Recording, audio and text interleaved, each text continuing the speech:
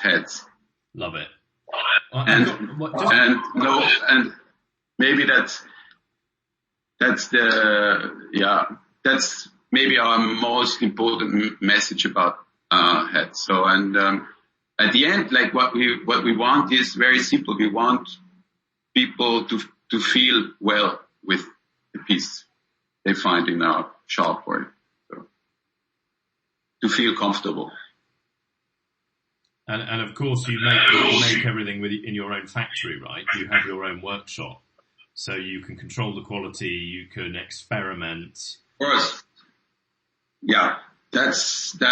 I mean, so many people who come from the business world. They ask me, "Are you crazy? You are running a hat workshop in the center of Vienna?" But I always say, this is my major asset, you know.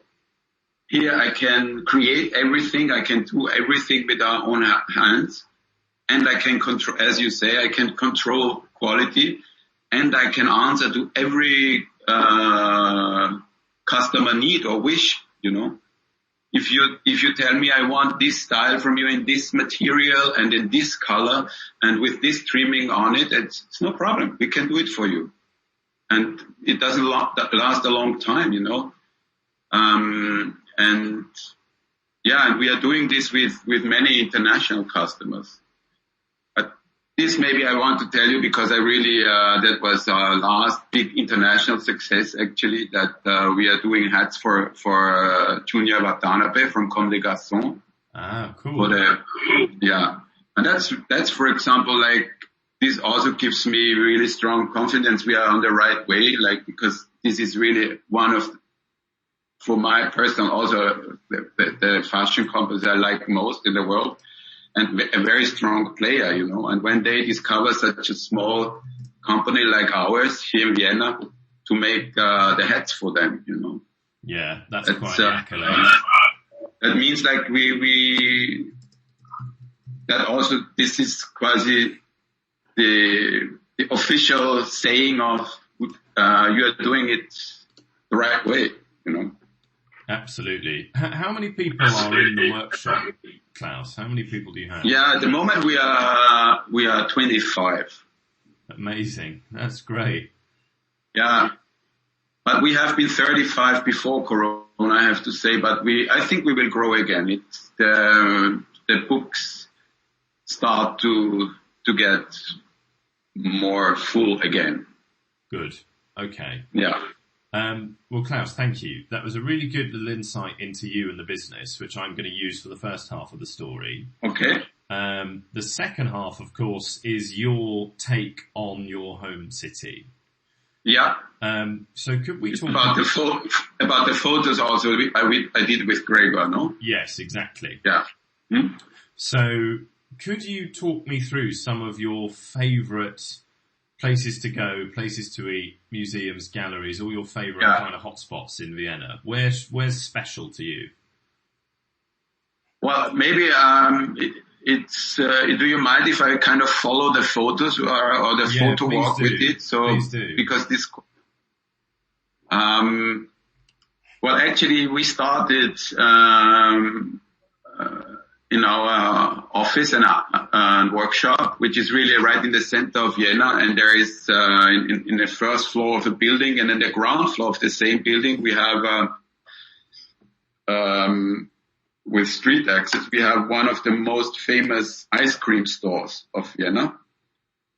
It's called, Eissalon Schwedenplatz. Schwedenplatz is the square, which is called this, Schwedenplatz. And there is an ice cream store, and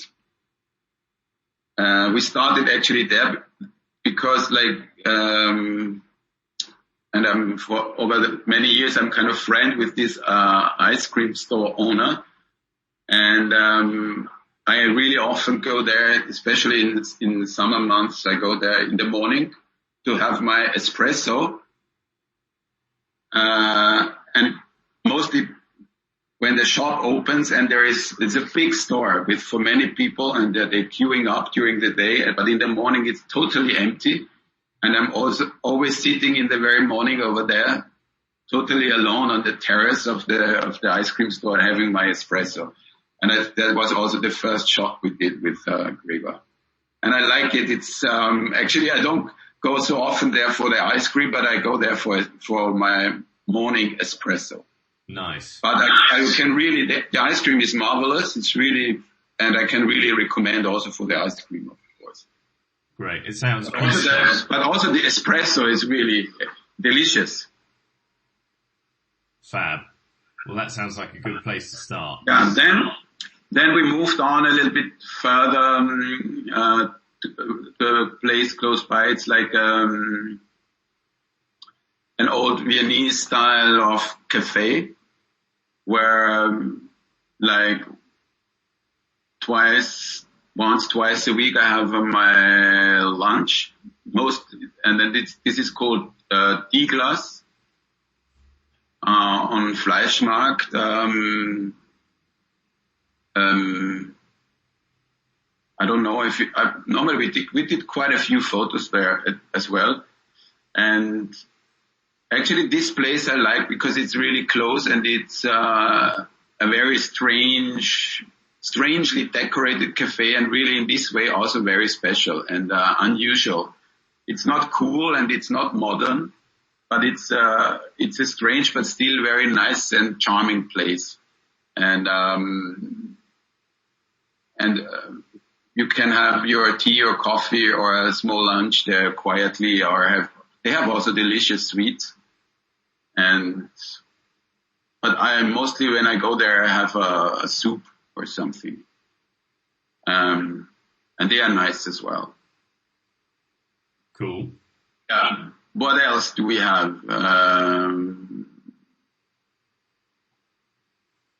Then my regular way, every 2 days or sometimes even every day, I go to see my shop in First District, which is in walking distance. And on my way there, we have, actually there is first, I think we did a shot there. There is the big church, the St. Stephen's Cathedral, which is just a strong, energetic place. And still even for me, as a Viennese, and although I have been passing there several thousand times, still I feel like strongly connected to this place. And I like to look at this building, although I'm not religious and nothing, but for me, this is a strong, energetic place. And then I follow the path to my store, and on the way there is a very nice bakery store called Graga. And there I always get actually I don't know the English word, like this, it's a sweet baked shape with this shape, like kind of a pretzel or something. Yeah. And it's filled with nuts, with walnut cream, and it's actually some specialty for Vienna. It's called Nussbeugel in German. And I always get this Nussbeugel at Graga's when I go there because they have one of the best. And we did a photo also there. I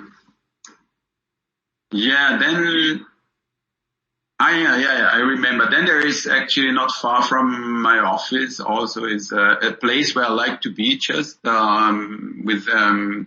it's a kind of transition area between the very old and the new, kind of Vienna. And, it's a little bit if you like, it's very next to the river, to the Danube, mm-hmm. and a little bit high on a kind of hill, and up on the hill there is the oldest church of Vienna, and also the church is surrounded also by the oldest part and oldest buildings of Vienna, also the old Jewish quarter. And there are some really nice restaurants and bars around there, and in front of the church is kind of a big, well, not that big, but a square kind of a terrace where you really in between the old and the new Vienna. If you look to the Danube channel, you see like glass buildings in front of you at the other side of the river. And, but you are really like, surrounded by these really old walls of Vienna, which is a very nice place between old and modern.